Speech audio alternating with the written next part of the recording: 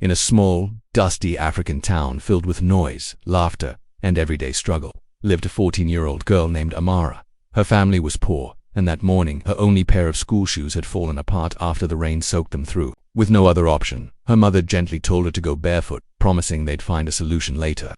As Amara walked carefully through the rough streets, feeling the hot ground under her feet, she noticed a homeless boy her age sitting under a bench, shivering, tired, and barefoot with bruised feet. Without hesitation, Amara knelt before him, took off her ruined shoes, and gave them to him with a quiet smile. "They're not perfect," she said, "but better than nothing." The boy said nothing, just stared at her in shock. Amara walked away barefoot, unnoticed by most, unaware that this small act of kindness would change her life forever. The next few days after Amara gave away her shoes were harder than usual. The morning after, she arrived late to school. Her feet were dusty and bruised, and her uniform was slightly torn from walking the rough roads. Her teacher didn't ask why. He simply frowned and told her to stand outside for being late. As she stood quietly under the burning sun, the whispers of her classmates drifted through the windows. Some laughed, others called her names like Barefoot Girl or Bush Girl, but Amara didn't respond. She stared straight ahead, silent, her thoughts far away. At home, things were not any easier. Her mother, Mama Nkechi, was doing everything she could to keep the house running. She worked 2 jobs, cleaning at a school in the morning and selling fried plantains by the roadside at night. Her hands were rough, her eyes always tired, but still, every evening, she sat beside Amara, brushing her hair gently and whispering prayers over her. "You'll have a better life than me," she would say softly. "Your story will not end in this dust." Amara tried to believe it. She studied hard. She helped her mother wash clothes for neighbors in exchange for small coins. But deep down, the weight of poverty sat heavily on her shoulders. Sometimes at night, when the power was out and their home was lit only by a small candle, Amara would stare at the ceiling, her mind returning to that boy under the bench, the boy she gave her shoes to. Kelechi. That was the only name she managed to learn before he disappeared. No one saw him again.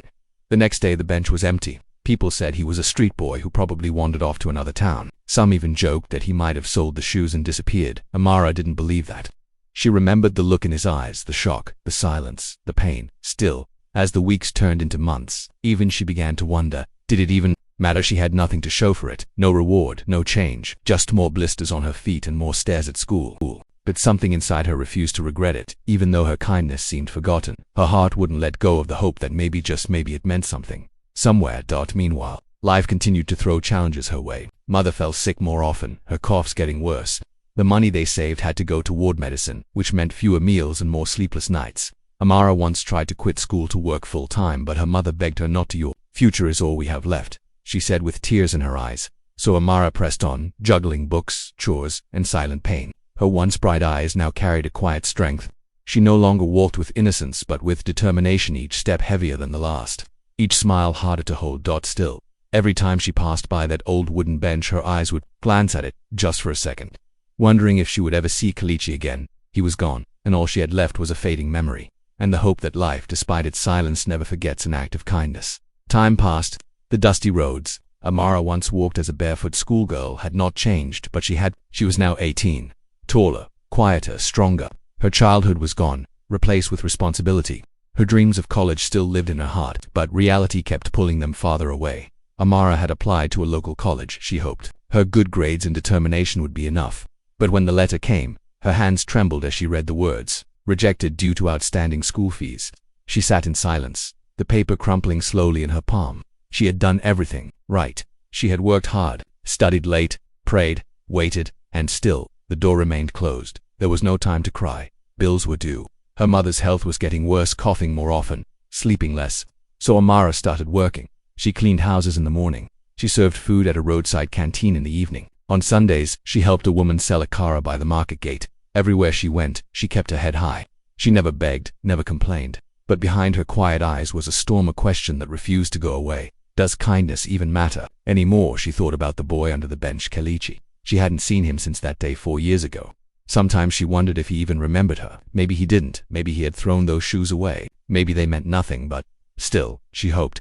She held on to that one memory like a fragile candle in the wind, because when everything else was breaking, that moment reminded her of who she wasn't, who she didn't want to stop being. Then came the night everything cracked. Her mother collapsed while cooking. The neighbors rushed in. She was breathing, but barely. They took her to the small clinic nearby, and the nurse gave Amara a list of medicines to buy. The cost was more than Amara made in a month. She walked home that night with heavy steps, holding the prescription in her hand like it weighed 1,000 kilos. Inside their small room, The darkness felt heavier than usual. The power was out.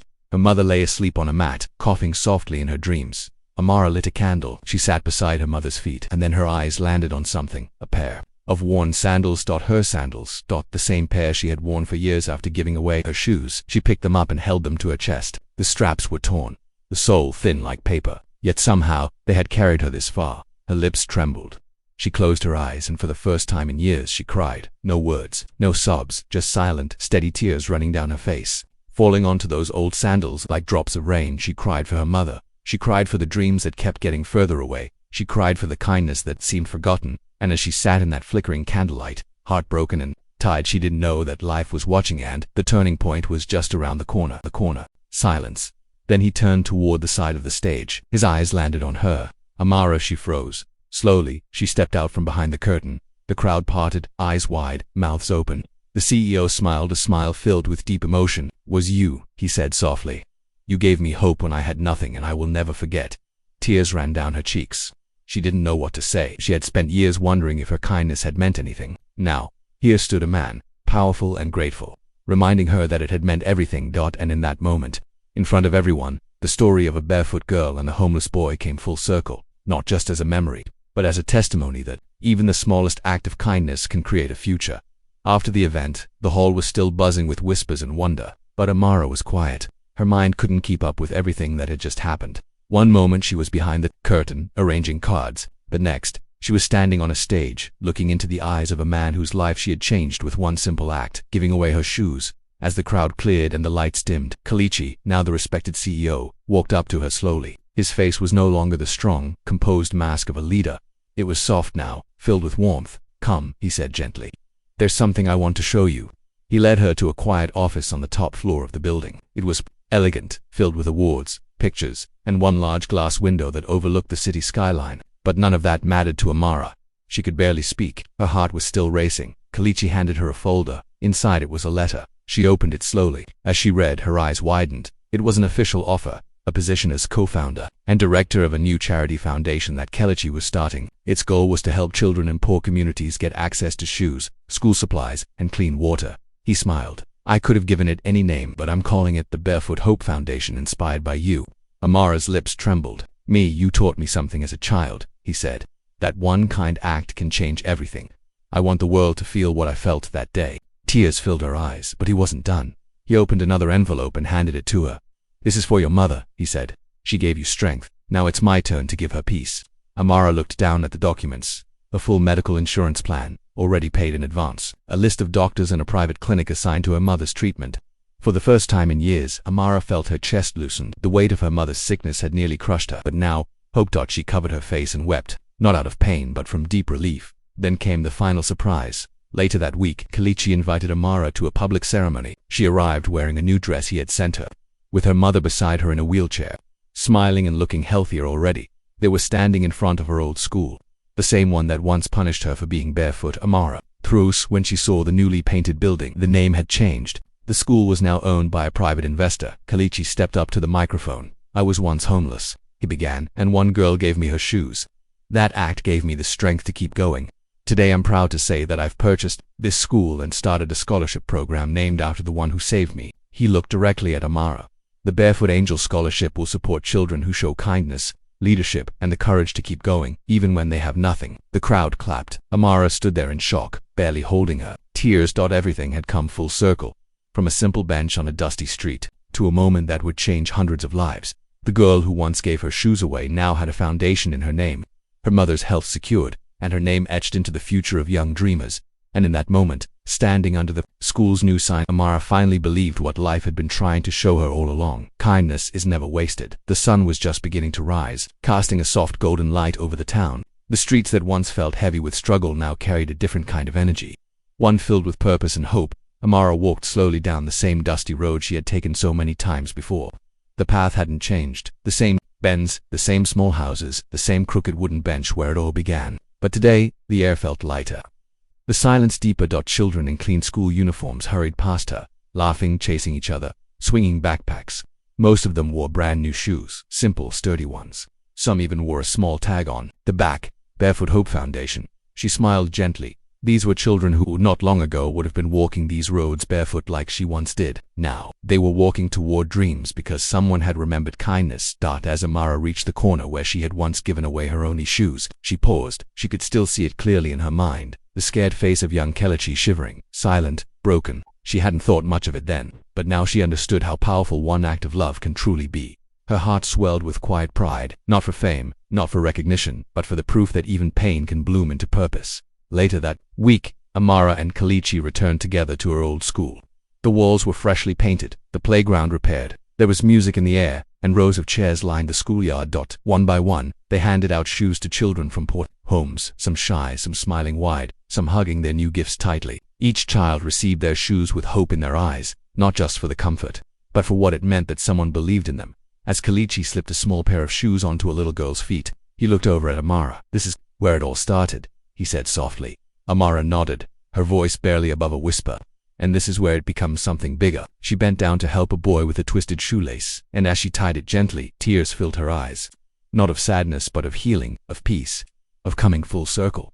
Her mother, now healthy and glowing, sat under the shade of a nearby tree, watching it all with pride. Her daughter was no longer the barefoot girl walking alone. She was a symbol of kindness that rippled through generations. As the event came to a close and the children skipped off to class, Amara looked up at the sky, feeling the warmth of the sun on her face, and with a soft voice, the final words of her journey echoed. "Sometimes, what you give with nothing comes back when you least expect it, and more than you ever imagined." Silence fell across the hall. Then, the CEO turned toward the side of the stage. His eyes searched, then landed on her. "Amara," she froze. Slowly, she stepped out from behind the curtain. The crowd parted, stunned into silence. The CEO smiled, a smile filled with deep emotion. "It was you," he said softly. "You gave me hope when I had nothing, and I will never forget." Tears streamed down Amara's cheeks. All these years she had wondered if her kindness had meant anything. Now, standing before her was a man, successful and powerful, whose life had been changed by the simple gift of her shoes. In that moment, their story came full circle. The barefoot girl and the homeless boy, a living reminder that the smallest act of kindness can change everything. After the event, the room was still buzzing with whispers, but Amara stayed quiet, stunned. Just that morning she had been behind the scenes organizing cue cards. Now she had stood on stage, face to face with someone she never imagined seeing again. Kelechi, the CEO, approached her. The confident figure from the stage now wore a gentler expression full of warmth and memory. "Come," he said softly. "There's something I want to show you." He led her to a quiet office on the top floor. The space was elegant, filled with awards and city views, but Amara barely noticed. Her heart still raced. Kelech. I handed her a folder. Inside was a letter, an official offer. He was starting a charity foundation to provide shoes, school supplies, and clean water to children in need. And he wanted Amara to lead it. "I named it anything," he said, "but I'm calling it the Barefoot Hope Foundation because of you." Amara's lips trembled. "Me. You taught me that one act of kindness can rewrite a life," he said. "I want others to feel what I felt that day." Tears welled up again, but he wasn't done. He handed her another envelope. It's for your mother," he said. "She gave you the strength to be who you are. Now I want to give her peace."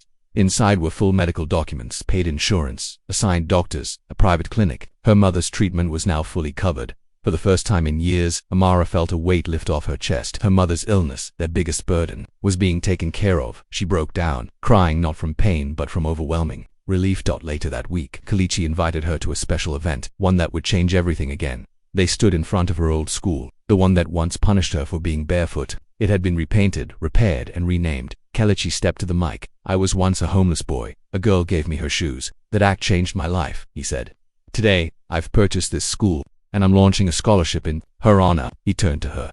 "The Barefoot Angel Scholarship will support children who show kindness, courage, and strength even when they have nothing." The crowd erupted in applause. Amara stood, stunned, tears in her eyes. Her name now stood for hope for second chances. And just like that, everything came full circle. From a dusty road and an old pair of shoes, to a foundation, a school, and a future full of possibilities. Weeks later, Amara returned to that same road, now filled with children in clean uniforms, most wearing sturdy shoes. Some even bore tags that read, "Barefoot Hope Foundation." It smiled quietly. These children were walking toward futures they once couldn't dream of, just as she had. And it all began with one small act of compassion. She paused near the old bench, the same spot where she once saw a frightened boy hiding. That moment had seemed so small then, but now she understood its power. Later, Amara and Kelechi stood together at her former school as they handed out shoes to underprivileged children.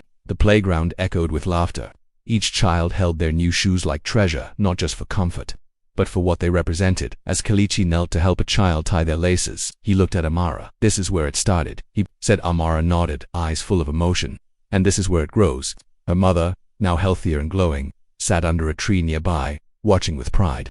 Amara was no longer the barefoot girl walking alone. She was a symbol of kindness and hope. As the event ended, Amara looked to the sky. The sunlight warmed her face, and in the quiet of that moment, she finally understood what life had tried to tell her all along. Kindness is never wasted.